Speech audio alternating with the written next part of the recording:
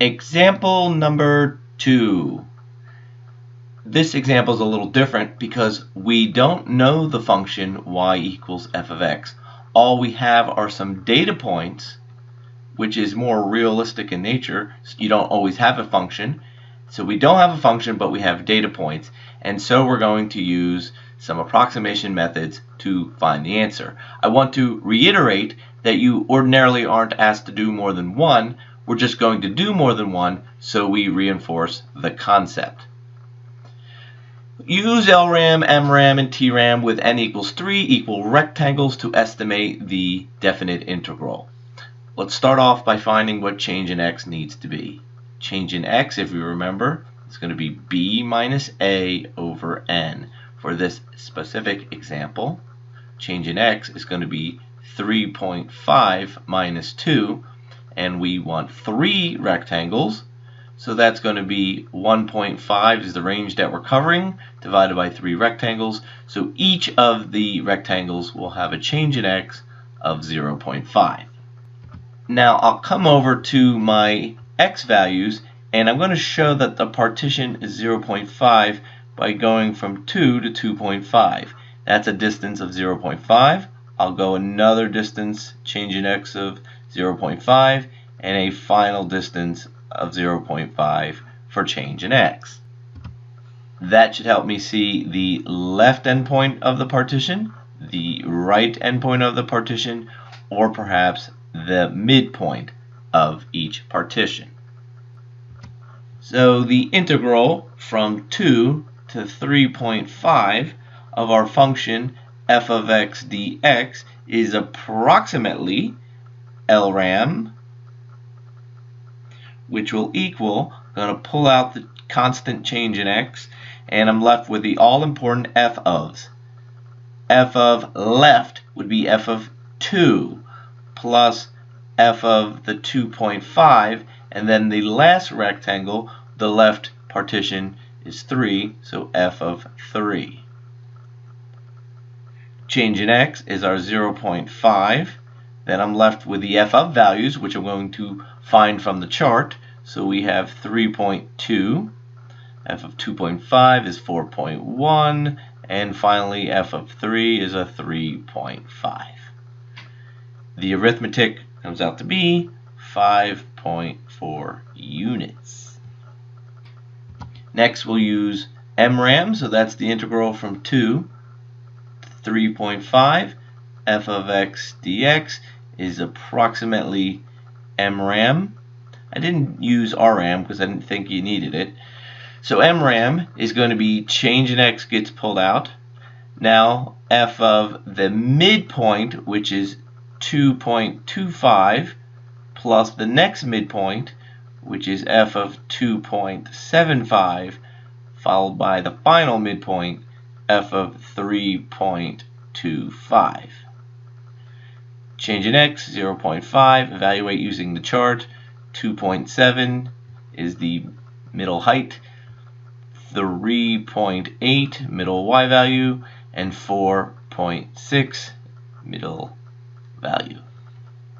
The arithmetic will lead to 5.55 units. Lastly, we're going to say the integral from 2 to 3.5 of f of x dx is approximately TRAM. So important here that we don't use midpoints. All we use are the n partitions. Remembering, again, I am saying it over and over and over and over, that we have singletons on the outermost and doubles on the inside. So change in x is constant. I'm going to pull it out. Change in x over 2.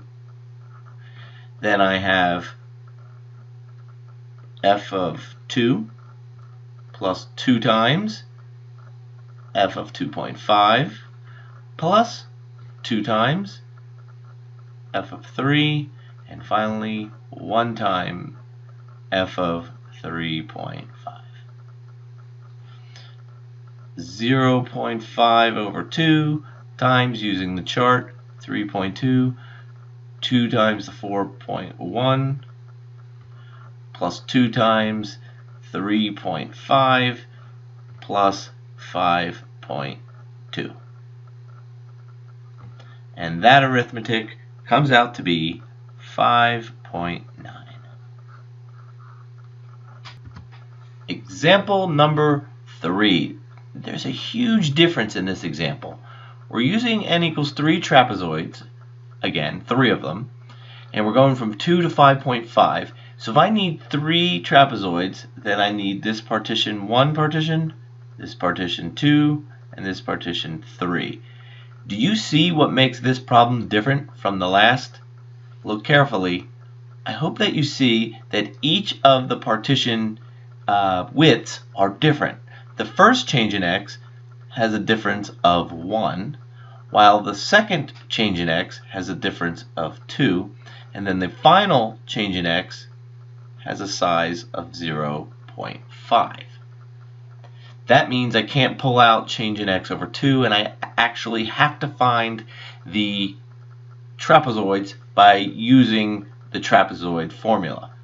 So the integral from 2 to 5.5 of f of x dx is approximately the trapezoid approximation method, but this time I'm just going to plug in the numbers for the different values that matter. So base 1 plus base 2 divided by 2, the average base. The first base is going to be 3.2 plus the second base, which will be the 2.7. See those values here in the chart. First base, second base. I'm going to average the bases, making sure to show this work. See, if I show this work with the numbers, it counts for the AP exam as the form. Now, times the first change in x, which is 1. That would be the respective height. Plus, let's take a look at the next trapezoid, which has a base of 2.5 and another base of 4.1. Average those bases times the respective change in x, which this time it's 2. And then the last trapezoid has a base 1 of 4.1, a base 2 of 3.8, divided by 2 times the respective height of 0.5. That would count as the setup or the form. So this is change in x1, this is change in x2, and this is change in x3. Now, you'll use a calculator here on the AP exam, and not too hard, not impossible to do it without, but this is generally a calculator question. So we'll do the arithmetic together, and the final answer is 11.725 units. And also remember, this idea of actually plug and chug for trapezoids, finding bases, that method always works. So sometimes I employ this method even when change in x is constant. I like to feel the trapezoids. Average the base times the height. Now it's time for the last example. Example number 4. This is a calculator active question, so I'd like you to use your calculator. And in a moment, I'm going to ask you to press pause. Work out the entire problem, please, and then unpause as I work quickly through each of the problems for this example. Press pause now. In example A, they want a verbal description of the integral from 0 to 24 of r of t dt. So this expression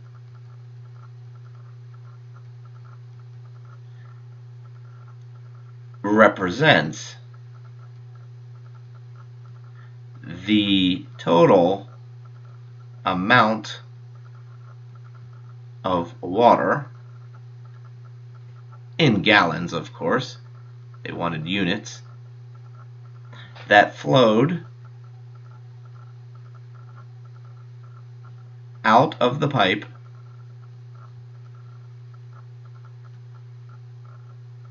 Now, you may have said this expression represents the total amount of water in gallons that flowed out of the pipe in 24 hours. You have to be real careful about that.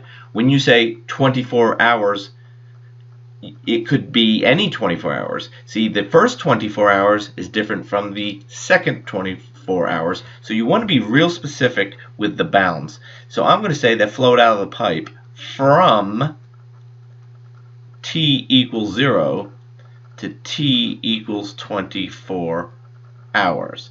It's sort of robotic, but it works.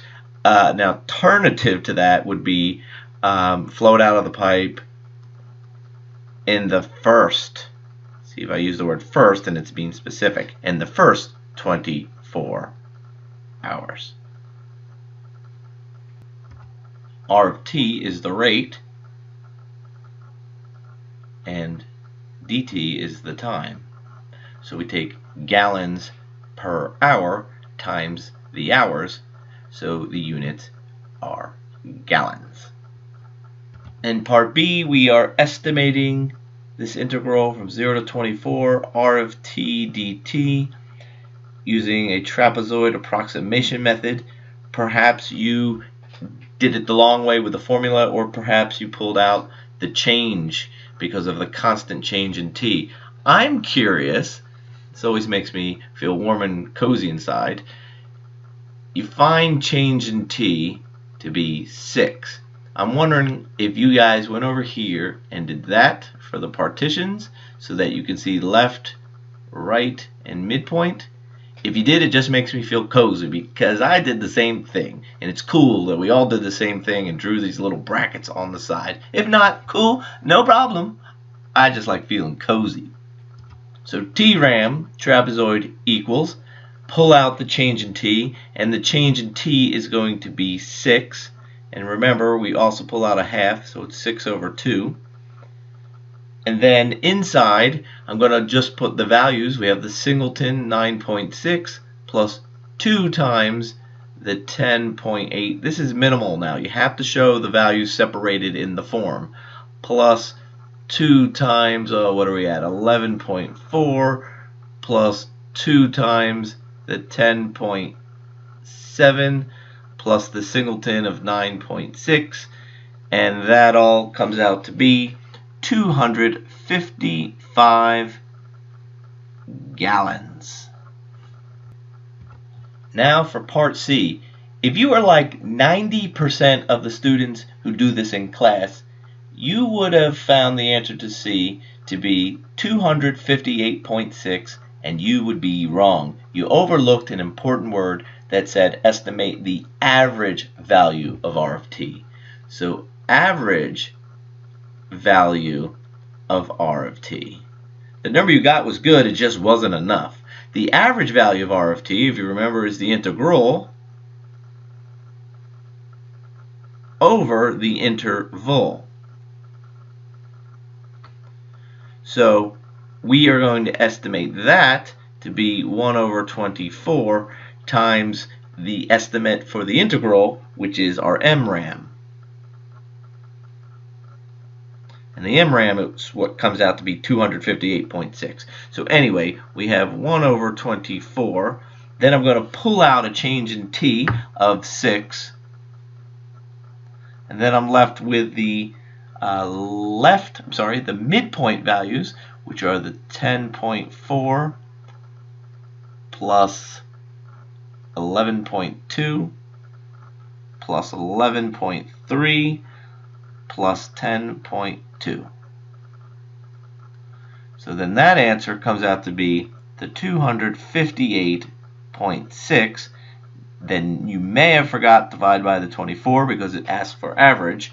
And so this answer comes out to be 10.775. And then it's going to be gallons in the numerator, and that's going to be per hour time in the denominator. Now in part D, they also want to estimate the average rate of flow. They want to estimate the average value of R of t. See, this time though, they're saying R of t is approximately Q of t, some function. So the average value of R of t would be approximately the average value of Q of t. So the average value is represented from 0 to 24 r of t dt over interval 1 over 24, and that's approximately 1 over 24 times the integral from 0 to 24 of q of t dt. And this is calculator active, so I would probably put q of t into my function as y1, use my calculator to evaluate the integral, and that comes out to be 10.785 gallons per hour. That's the end of the lesson. The rest of the problems in the packet are for homework.